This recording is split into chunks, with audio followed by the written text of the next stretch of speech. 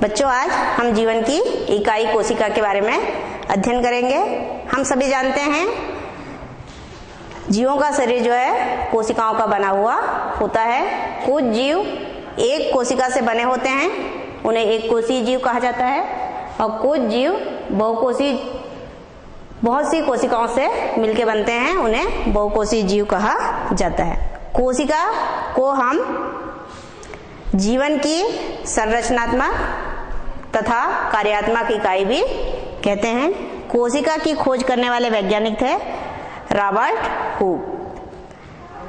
कोशिका में जो केंद्रक पाया जाता है उसको खोजने वाले वैज्ञानिक हैं या रॉबर्ट ब्राउन, तथा कोशिका में जो जीव द्रव्य पाया जाता है उसे जीव द्रव्य नाम देने वाले वैज्ञानिक हैं पुरकुंजे। रास हरिसन नामक वैज्ञानिक ने कोशिकाओं को जीवों के बाहर कैसे जीवित रखा जाए, इसके लिए उन्होंने एक घोल तैयार किया और उस घोल को संवर्धन माध्यम कहा जाता है। उस घोल में यदि हम कोशिका को जीवों के बाहर भी रखते हैं तो कोशिका जो है जीवित रहती है, मरती नहीं है। तो बच्चों, अब हम देखेंगे कोशिका सिद्धांत।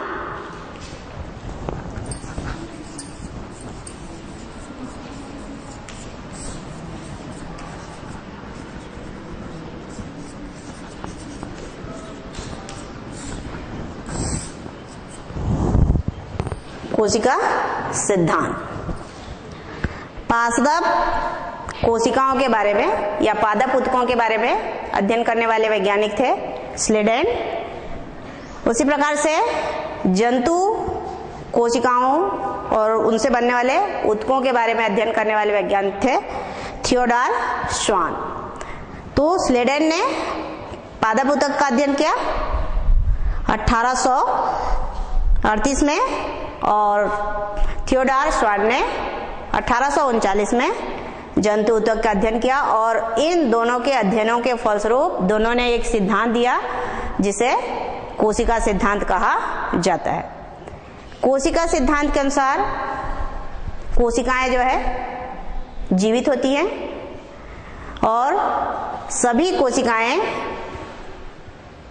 जीव कोशिका के बने होते हैं,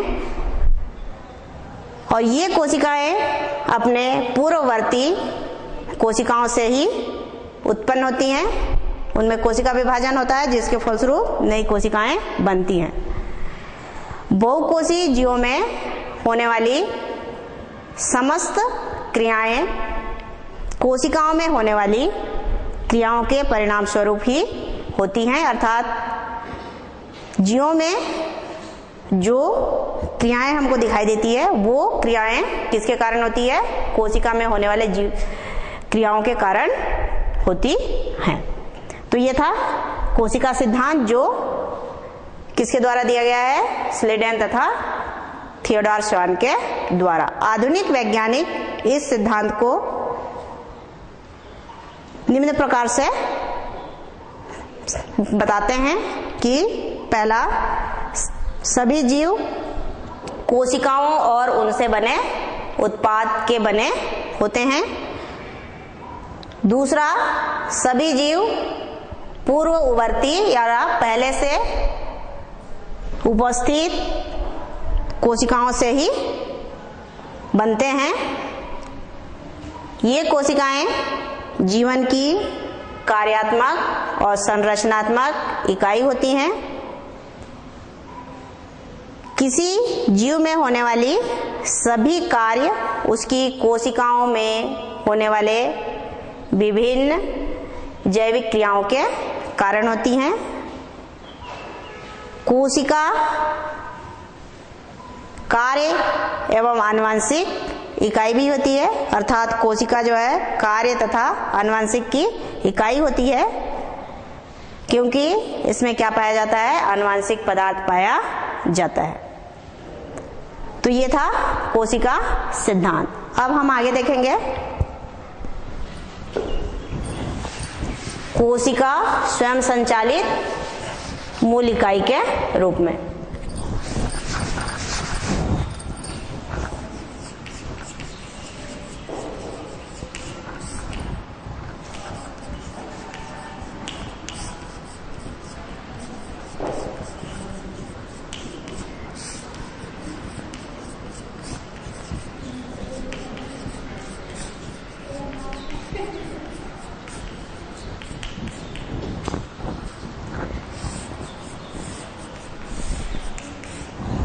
जैसे कि आप सभी जानते हैं, जीवों का शरीर किसका बना होता है? कोशिका का बना हुआ होता है।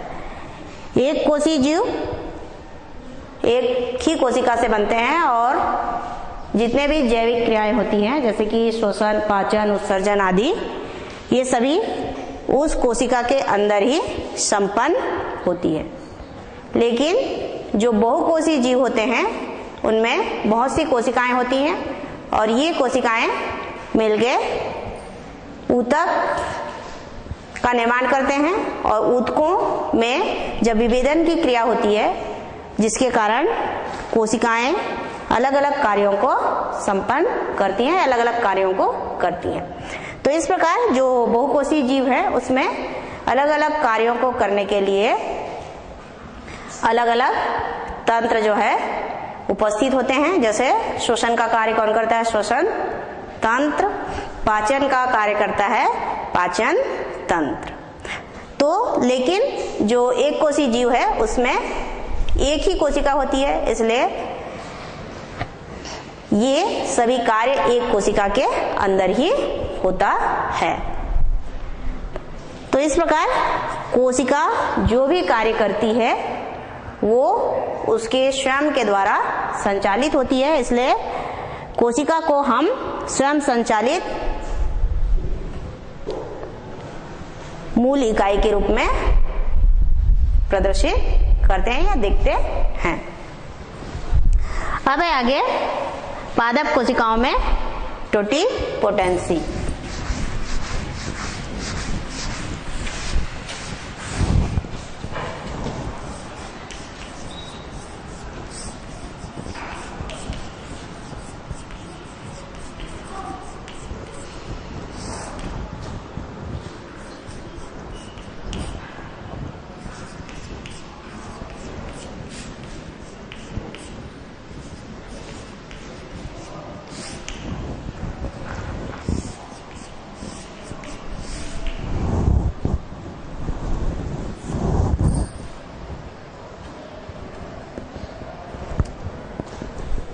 पादप कोशिकाओं में टोटिपोटेंसी।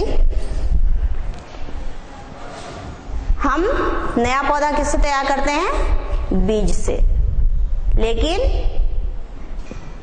बीज को छोड़कर यदि पौधे के किसी और भाग से यदि हम क्या तैयार करें पौधा, तो उस क्रिया को कहा जाता है टोटिपोटेंसी। तो पादप कोशिका की प्रत्येक कोशिका में नए पौधा तैयार करने की क्षमता पाई जाती है। इस क्षमता को कहा जाता है टोटिपोटेंसी और वह कोशिका जिससे हम नया पौधा तैयार करते हैं उन्हें कहा जाता है टोटिपोटेंट।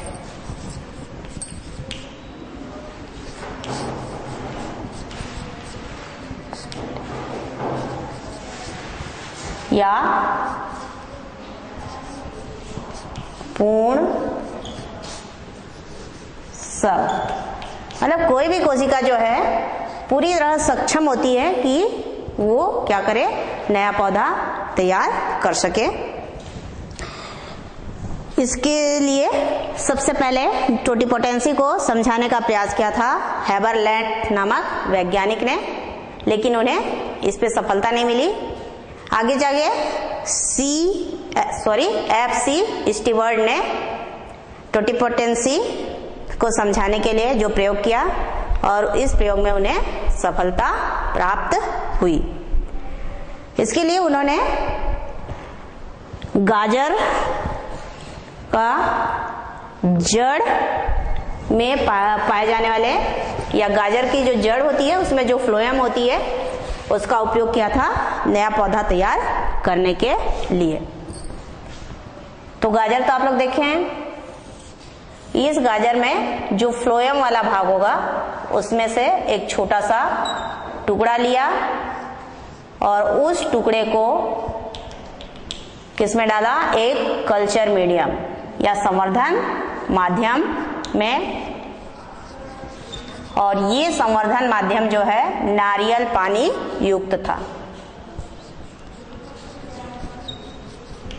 जैसे ही संवर्धन माध्यम में फ्लोएम की कोशिका को डाला गया, वहां पे क्या होने लगी, कोशिका विभाजन। कोशिका विभाजन होने के फलस्वरूप वहां पे कोशिकाओं के छोटे छोटे समूह जो है दिखाई देने लगे और इस कोशिकाओं के गुच्छ को दूसरे संवर्धन माध्यम में डाला गया या संवर्धन माध्यम को चेंज किया गया और उसमें डाला गया।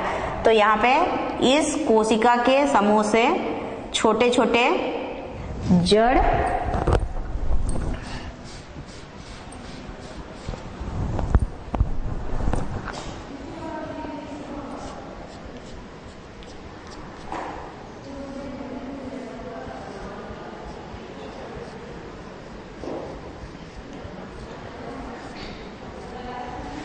छोटा सा क्या बन गया, नया पौधा जिसमें जड़ और पत्तियां, शाखाएं आदि उत्पन्न हुई।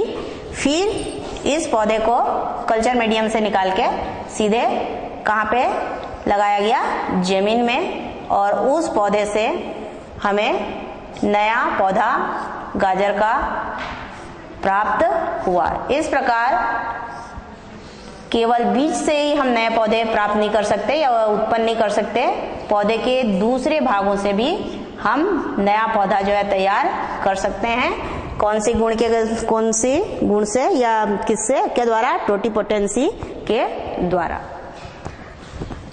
अब आगे देखेंगे कोशिका में ऊर्जा का और सूचना का प्रवाह कैसे होता है।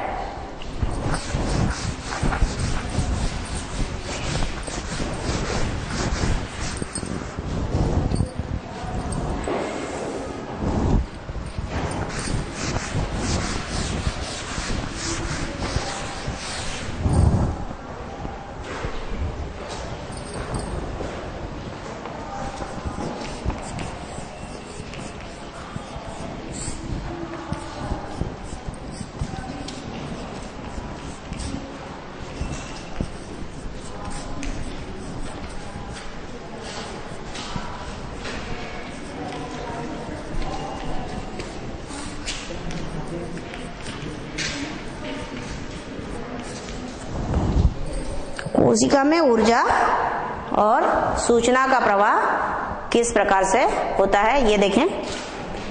तो कोशिका में ऊर्जा का प्रवाह ऊष्मागतिकी के नियम के अनुसार ही होता है।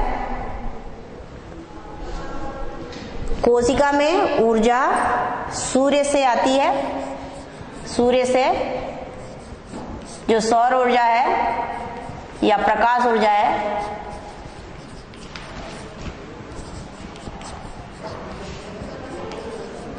प्रकाश संश्लेषण के द्वारा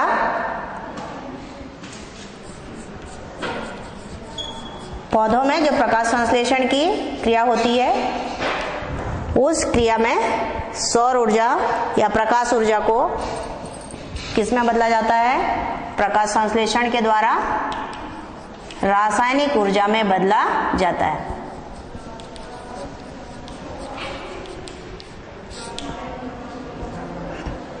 प्रकाश संश्लेषण की क्रिया होती है और सौर ऊर्जा जो है रासायनिक ऊर्जा में परिवर्तित होती है।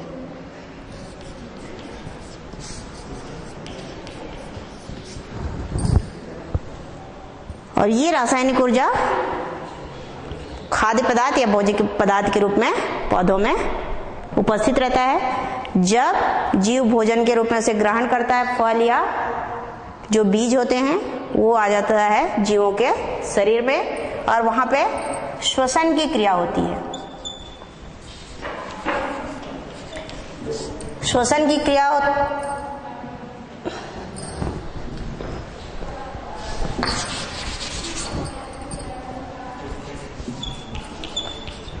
श्वसन की क्रिया होती है और श्वसन की क्रिया में भोज्य पदार्थ का ऑक्सीजन की उपस्थिति में ऑक्सीकरण होता है।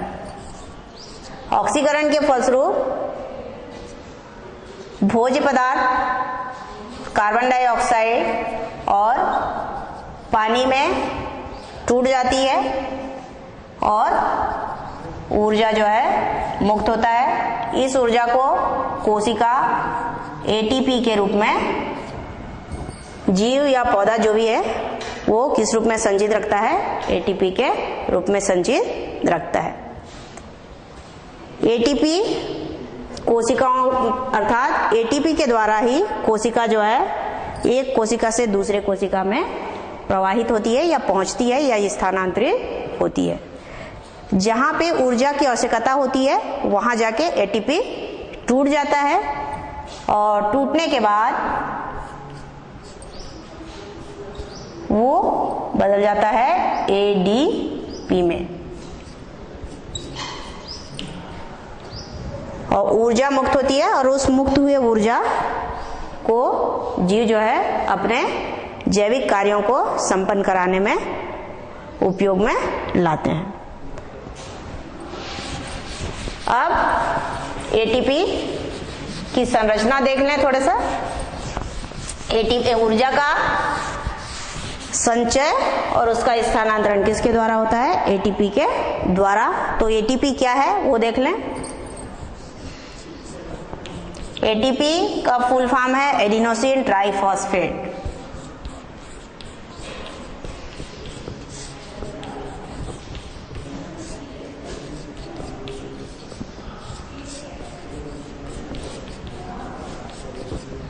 एडिनोसिन ट्राइफॉस्फेट, ये एडिनोसिन ट्राइफॉस्फेट जो है एक नाइट्रोजन क्षार के रूप में एडेनिन,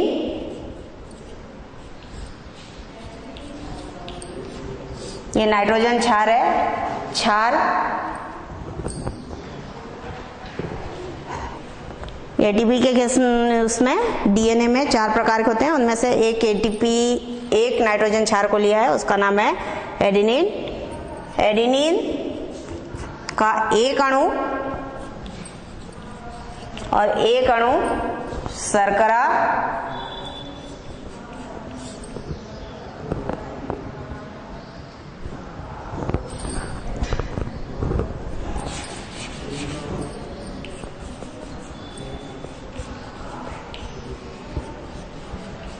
और 3 अणु फास्फेट के होते हैं।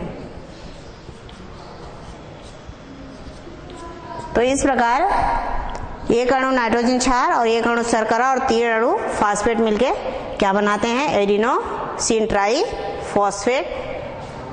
शर्करा और नाइट्रोजन क्षार से मिलकर बनने वाले यौगिक को कहा जाता है एडिनोसिन।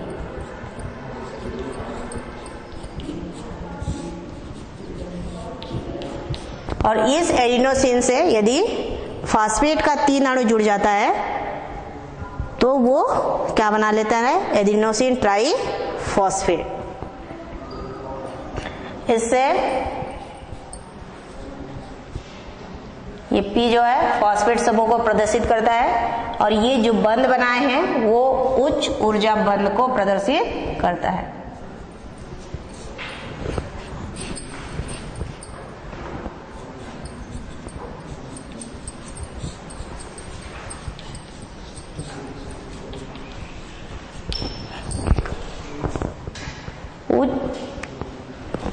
ऊर्जा बंध को प्रदर्शित करता है और जब ऊर्जा की आवश्यकता होती है तो ये एटीपी में जो बंध है वो टूट जाता है और ऊर्जा मुक्त होती है।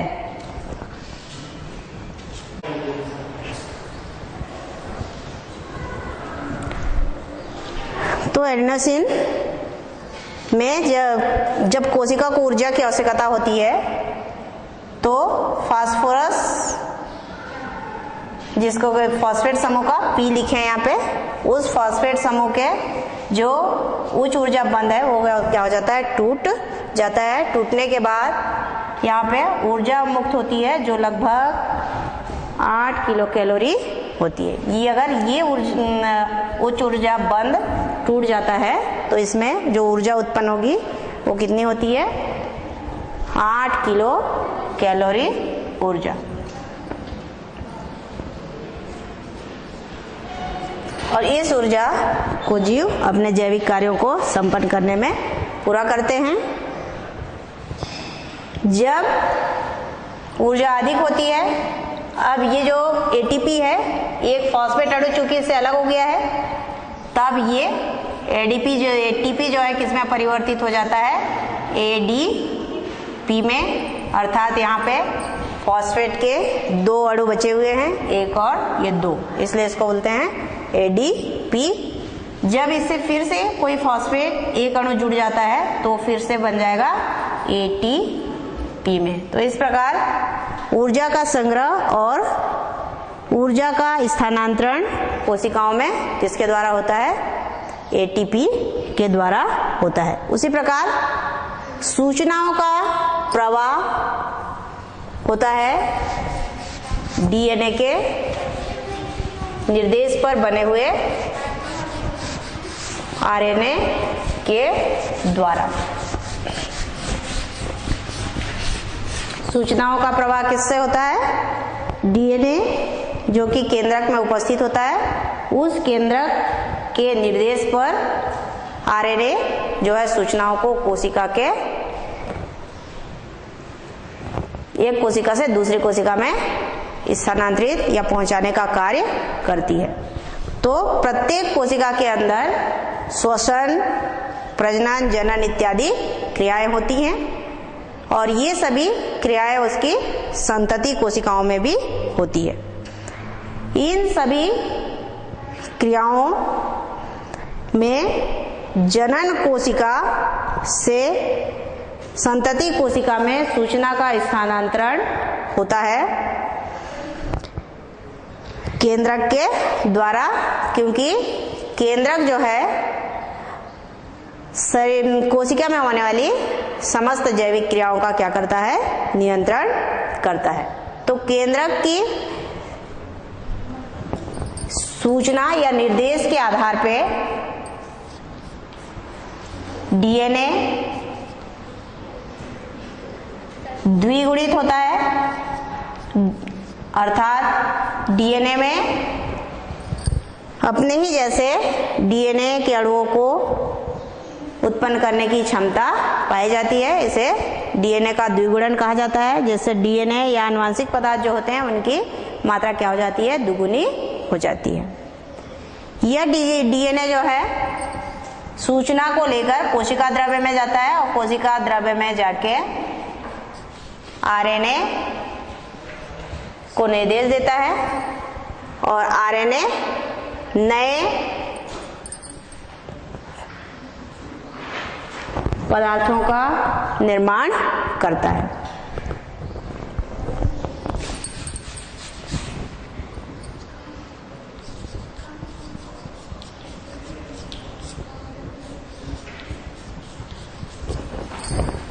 डीएनए के निर्देश पर कोशिका द्रव्य में आरएनए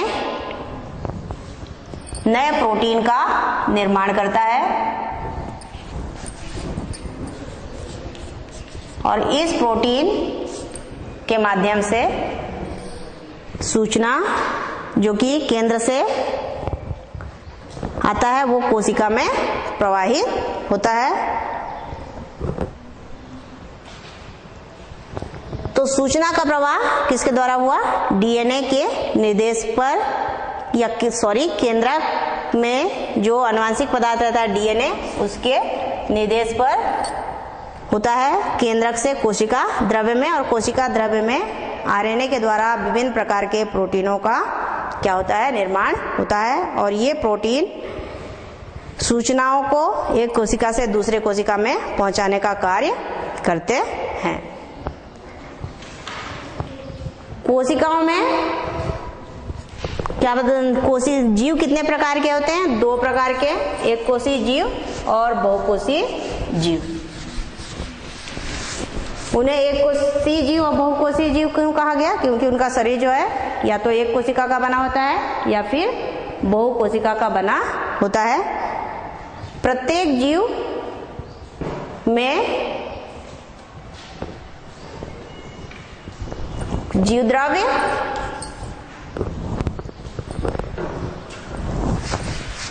चाहे एक कोशीय जीव हो या बहुकोशीय जीव है, उनकी कोशिका में जीव द्रव्य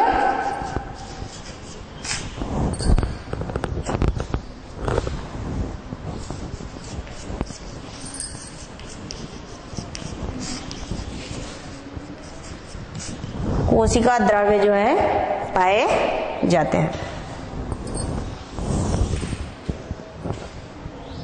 जीव द्रव्य को जीवन का भौतिक आधार कहा गया है और ये बना होता है प्रोटीन, वसा, कार्बोहाइड्रेट, एंजाइम, जल आदि पदार्थों से बना होता है।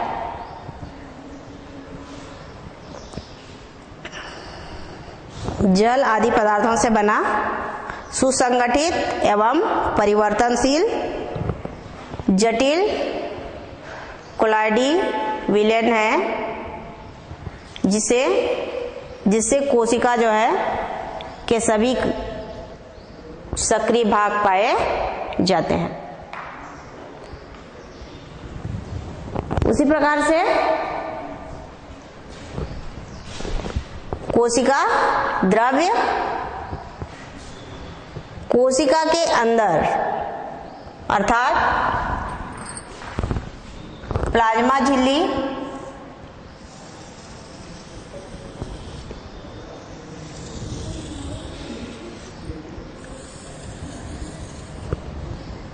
ये आपका प्लाज्मा झिल्ली,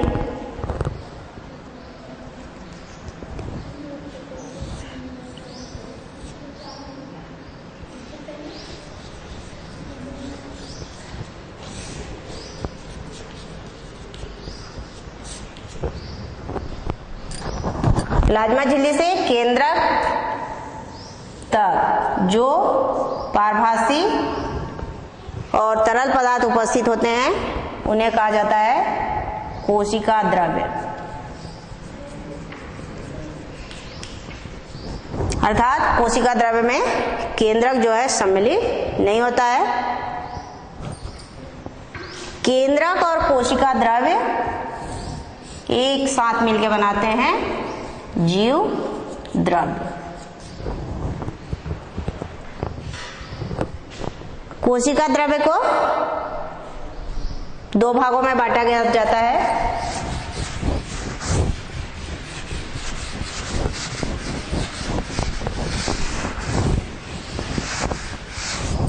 कोशिका द्रव्य प्लाज्मा झिल्ली से घिरी हुई तरल पारभासी पदार्थ होता है जो 2 भागों में बटा रहता है। पहला भाग कहलाता है हाइलोप्लाज्म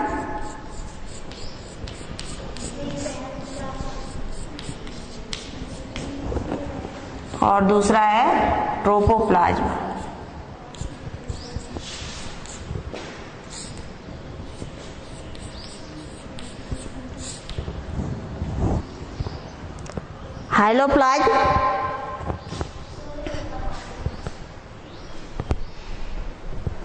हाइलोप्लाज्म कोशिका द्रव्य का आधार भाग होता है और इसमें अजीवित पदार्थ पाए जाते हैं और ये अजीवित पदार्थ जो है निष्क्रिय होते हैं। ट्रोपोप्लाज्म में दोहरी इकाई झिल्ली से घिरी हुई कोशिकांग जो है होते हैं। अर्थात कोशिका के अंदर जो कोशिकांग पाए जाते हैं, छोटी छोटी कोशिकाएं जो कि दोहरी झिल्ली से घिरी हुई होती हैं, उनको क्या कहा जाता है? ट्रोपोप्लाज्म कहा जाता है। जैसे कि माइटोकॉन्ड्रिया, एंडोप्लाज्मिक रेटिकुलम, राइबोसोम आदि, ये सब दोहरी इकाई झिल्ली से घिरी हुई होती हैं। इनको हम क्या कहते हैं? ट्रोफोप्लाज्म।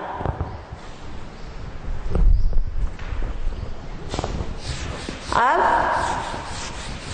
हाइलोप्लाज्म में कौन कौन से उपापचयी पदार्थ पाए जाते हैं उसके बारे में देखें।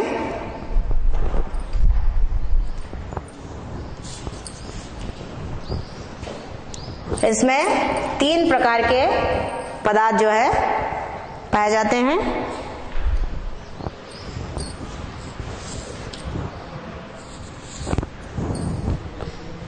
पहला है संचित पदार्थ,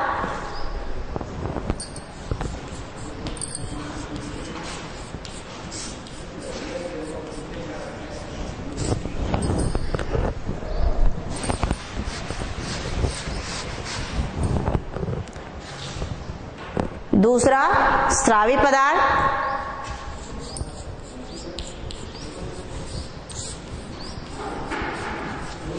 और तीसरा है अपशिष्ट पदार्थ।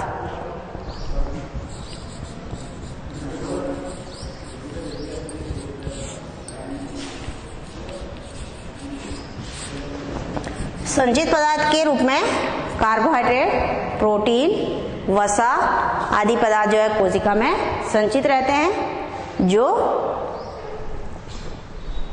भविष्य में जीवों के लिए आवश्यक होते हैं। इसलिए जीव अपने शरीर के अंदर कार्बोहाइड्रेट, प्रोटीन, वसा को स्टार्च, एल्यूरोन आदि के रूप में संचित करके रखते हैं। उसी प्रकार से कोशिका के जीव द्रव्य से कुछ विशेष प्रकार के पदार्थ निकलते हैं जिनको कहा जाता है स्रावी पदार्थ, जैसे कि एंजाइम, हार्मोन,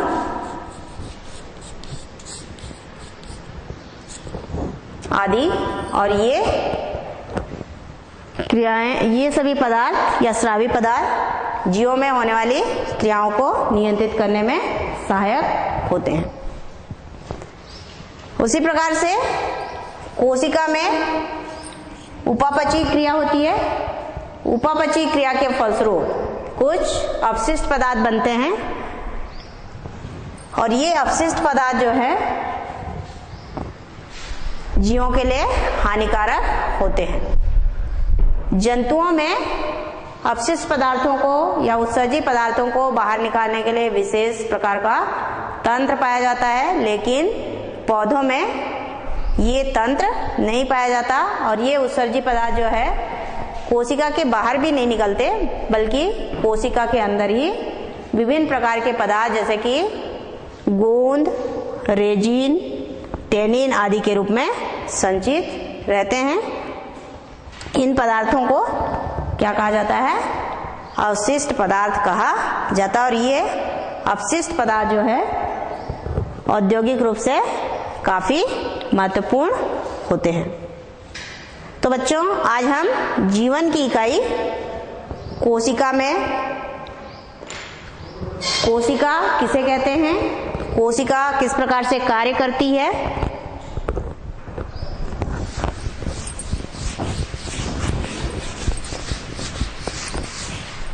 कोशिका में ऊर्जा का प्रवाह किस प्रकार से होता है, साथ ही कोशिका में सूचना का प्रवाह अर्थात ऊर्जा और सूचना का प्रवाह किस तरीके से होता है, और कोशिका में कौन कौन से पदार्थ पाए जाते हैं, इसके बारे में अध्ययन किया। धन्यवाद।